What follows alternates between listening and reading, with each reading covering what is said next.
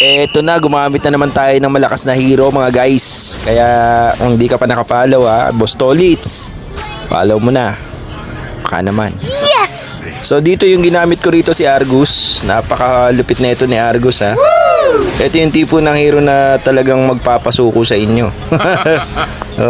Tingnan mo naman Dito hindi ako gumagamit ng mga sapatos. Wow! Ang inuuna kong build dito yung corrosion sight kaagad. Yun agad.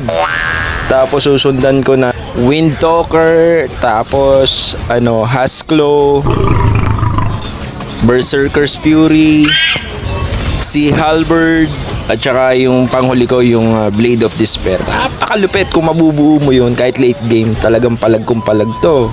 Tsaka talagang malupit kasi dito kaya nitong pumasok sa mga tore. Hindi hintayin yung mga tama ng tore. Tuloy ang bangay, ayan